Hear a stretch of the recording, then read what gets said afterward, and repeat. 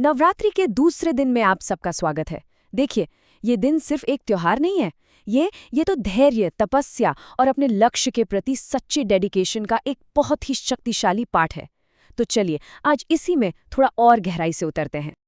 अच्छा, कभी ये सोचा है कि किसी बड़े लक्ष्य को हासिल करने के लिए असल में क्या चाहिए होता है?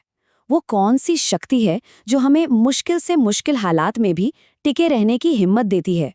तो इसका जवाब मालूम है कहाँ छिपा है?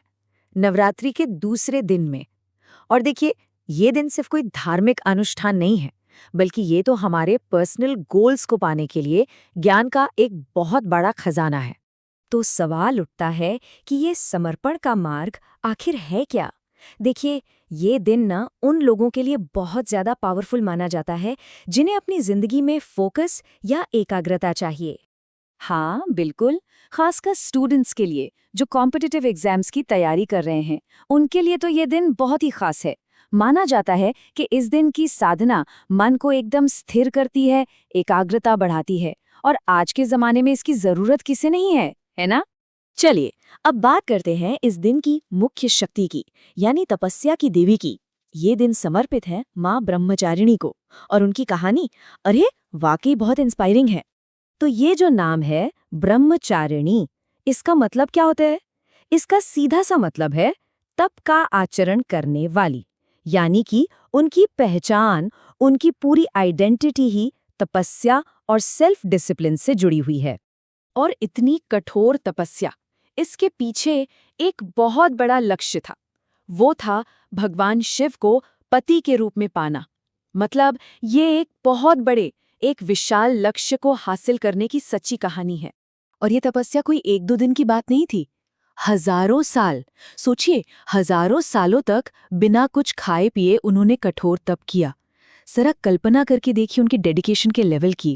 और यहीं पर ना एक सीधी तुलना सामने आती है। एक तरफ माँ की हजारों साल की वो कठोर तपस्या, और दूसरी तरफ हम लोग जो जरा सी मुश्किल आई नहीं कि हार मान लेते हैं। ये बात वाकई सोचने पर मजबूर करती है ना? तो ठीक है, अब सवाल ये है कि उनकी इन टीचिंग्स को हम अपनी जिंदगी में कैसे ला सकते हैं। इसका एक बहुत अच्छा तरीका है इस दिन रखे जाने वाले व्रत को, उसके महत्व और उसकी शक्ति को समझना। माना जाता है कि इस दिन व्रत रखने के कई कमाल के फायदे हैं। इससे अंदर की शक्ति बढ़ती है, मन शांत और स्थिर होता है, फोकस और कंसंट्रेशन में जबरदस्त इजाफा होता है, और जाहिर है जब ये सब होगा तो लक्ष्यों में सफलता तो मिलेगी ही। अच्छा, तो अगर किसी को ये पूजा करनी हो तो कैसे करें? उसकी विधि क्या है? चलिए, माँ ब्रह्मचारिणी की पूजा विधि को स्टेप बाय स्टेप समझ लेते हैं। पूजा की विधि ना बहुत ही सरल है। सुबह जल्दी उठकर नहा धोकर साफ कपड़े पहन लें। फिर देवी के सामने एक दिया जलाएं। उसके बाद फूल, रोली और चावल चढ़ाएं। और हाँ, एक खास बात, उन्हें भोग में मिश्री जरूर चढ़ाएं। कहते हैं मिश्री उन्हें बहुत पसंद है। और आखिर में मंत्र का जाप करें। और वो पवित्र मंत्र है ओम देवी ब्रह्मचारिण्यै नमः। पूजा के दौरान इस मंत्र का जाप करने से देवी पर ध्यान लगाने और उनसे कनेक्ट होने में मदद मिलती है। लेकिन रुकिए, एक बहुत बहुत जरूरी बात। व्रत का मतलब सिर्फ भूखे रहना नहीं होता। इसका एक बहुत गहरा, एक फिलॉसफिकल मतलब भी है, और ये जुड़ा है मेंटल और इमोशनल डिसिप्लिन से। ये एक लाइन ना इस पूरी बात का सार है। व्रत सिर्फ भूखा रहना नहीं है, ये मन को कंट्रोल करने का एक तरीका है। असल में असली चुनौती पेट की भूख नहीं, बल्कि मन को साधना है। तो फिर एक सच्चे व्रत के नियम क्या हुए? सबसे पहले मन को शांत रखें, अपना ध्यान ईश्वर पर लगाएं। और क्या नहीं करना है? गुस्सा नहीं करना है, झूठ नहीं बोलना है, क्योंकि अगर ये अंदरूनी कंट्रोल नहीं है ना, तो फिर सिर्फ भूखे रहने का कोई मतलब नहीं रह जाता। हाँ, और जो लोग शारीरिक रूप से व्रत रखते हैं, उनके लिए खाने पीने के कुछ नियम हैं। फल, दूध, साबूदाना और कुट्टू का आटा जैसी चीजें खा सकते हैं, पर अनाज और सादा नमक ये मना होता है। तो सबसे जरूरी बात क्या है?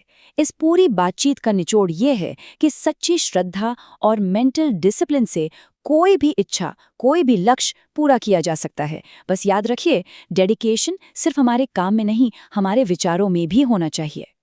और आखिर में एक सवाल, जरा सोचिए, अगर माँ ब्रह्मचारिणी जैसा अटूट फोकस और समर्पण अपनी जिंदगी में लाया जाए तो फिर ऐसा कौन सा बड़ा लक्ष्य है जिसे हासिल नहीं किया जा सकता। नमस्कार। आज हम बात करेंगे तपस्या की उस जबरदस्त शक्ति के बारे में जो नामुमकिन को भी मुमकिन बना सकती है।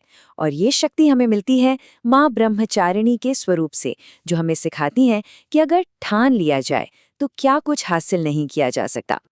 अच्छा, कभी ऐसा महसूस होता है कि मन बस इधर उधर भाग रहा है, कोई जरूरी काम करना है पर ध्यान ही नहीं लग रहा?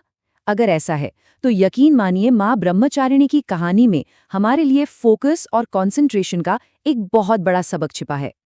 तो ब्रह्मचारिणी, इसका मतलब क्या है? सीधा सा मतलब है तप का आचरण करने वाली। पर देखिए, ये तप सिर्फ शरीर को भूखा प्यासा रखने तक सीमित नहीं है, बल्कि ये अपने मन को साधने का, उसे कंट्रोल करने का एक बहुत गहरा तरीका है। उनकी कहानी हमें दिखाती है कि कैसे एक मजबूत इरादे से किसी भी मंजिल तक पहुंचा जा सकता है। तो चलिए अब सीधे माँ ब्रह्मचारिणी की उस कमाल की कहानी में चलते हैं जिसने उन्हें ये शक्तिशाली स्वरूप दिया। तो बात शुरू होती है पार्वती से, जो अपने पिछले जन्म में हिमालय की बेटी थीं। देवर्षि नारद से प्रेरणा पाकर उन्होंने एक बहुत बड़ा, एक असाधारण संकल्प लिया कि वो भगवान शिव को ही अपने पति के रूप में पाएंगी। और इस लक्ष्य को पूरा करने के लिए उन्होंने रास्ता चुना कठोर तपस्या का। अब जरा उनकी तपस्या की गहराई देखिए। ये कोई कुछ दिन या महीने की बात नहीं थी। पूरे 1000 साल तक वो सिर्फ फल और जड़ों पर रहीं। उसके बाद अगले 3000 साल सिर्फ बिल्व पत्र खाकर गुजारे। फिर हजारों साल सिर्फ पेड़ों से गिरे सूखे पत्ते खाए। सोच कर देखिए, ये सिर्फ शरीर को कष्ट देना नहीं था, ये अपनी विल पावर और संकल्प को मजबूत करने की एक इनक्रेडिबल जर्नी थी। और बात यहीं खत्म नहीं हुई। जब त्याग अपने चरम पर पहुंचा तो उन्होंने वो सूखे पत्ते भी छोड़ दिए। इसी वजह से उन्हें एक नया और बहुत ही सम्मानजनक नाम मिला, अपर्णा। मतलब वो जिसने पत्तों का भी त्याग कर दिया हो। अब जाहिर सी बात है, इतनी अभूतपूर्व, इतनी कठोर तपस्या का असर तो होना ही था। तीनों लोकों में हाहाकार मच गया। बड़े बड़े देवता, ऋषि मुनि सब उनके इस अटूट संकल्प को देखकर हैरान थे। और फिर आखिरकार वो पल आया। उनकी साधना सफल हुई। सृष्टि के रचयिता स्वयं भगवान ब्रह्मा उनके सामने प्रकट हुए और एक आकाशवाणी हुई, हे देवी उठो, तुम्हारी तपस्या पूरी हुई। आज तक किसी ने ऐसी तपस्या नहीं की। तुम्हारी हर इच्छा पूरी होगी। भगवान शिव तुम्हें पति के रूप में जरूर मिलेंगे। तो इस गहरी तपस्या के बाद माँ ब्रह्मचारिणी का जो स्वरूप हमारे सामने आता है, वो पवित्रता और ज्ञान का प्रतीक है। वो सफेद कपड़े पहनती हैं, एक हाथ में जप करने वाली माला है और दूसरे में कमंडल। उनका ये रूप हमें प्यार, वफादारी और त्याग की प्रेरणा देता है। तो ठीक है, ये कहानी तो बहुत प्रेरणा देती है, पर अब सवाल ये है कि हम इस शक्तिशाली कहानी को अपनी जिंदगी में कैसे उतार सकते हैं। चलिए अब इस पर बात करते हैं। उनकी पूजा का तरीका बहुत ही सरल है। सुबह नहा धोकर, साफ कपड़े पहनकर माँ की तस्वीर या मूर्ति के सामने एक दिया जलाएं। उन्हें फूल, रोली और चावल चढ़ाएं। और हाँ, एक खास बात, उन्हें शक्कर या मिश्री का भोग जरूर लगाएं। ऐसा माना जाता है कि ये उन्हें बहुत पसंद है। इस दिन का एक खास मंत्र भी है, ओम देवी ब्रह्मचारिण्ये नमः। कहते हैं कि इस मंत्र को जपने से मन को एकाग्र करने में, मतलब फोकस बढ़ाने में मदद मिलती है। लेकिन देखिए, पूजा के इन तरीकों से भी ज्यादा जरूरी है व्रत के असली मतलब को समझना। ये सिर्फ भूखे रहने का नाम नहीं है, इसका मतलब कहीं ज्यादा गहरा है। व्रत में क्या खाना है, क्या नहीं, ये तो हम सब जानते ही हैं। आमतौर पर फल, दूध, कुट्टू का आटा, साबूदाना जैसी सात्विक चीजें खाई जाती हैं और अनाज और साधारण नमक से परहेज किया जाता है। पर व्रत का असली मतलब है अपने मन पर कंट्रोल करना। मतलब सिर्फ खाने पीने की चीजों से ही नहीं, बल्कि गुस्सा, झूठ और हर तरह की नेगेटिविटी से खुद को दूर रखना। ये एक तरह से मेंटल और इमोशनल डिटॉक्स है। तो इस पूरी बातचीत से हम क्या सीख सकते हैं? पहली बात, सच्ची कामयाबी के लिए बहुत ज्यादा धैर्य की जरूरत होती है। दूसरा, फोकस एक ऐसी शक्ति है जिसे प्रैक्टिस से बढ़ाया जा सकता है। तीसरा, अगर लगन सच्ची हो तो नामुमकिन भी मुमकिन हो जाता है। और आखिर में सबसे जरूरी बात, शरीर के अनुशासन के साथ साथ मन का अनुशासन ही हमें मंजिल तक पहुंचाता है।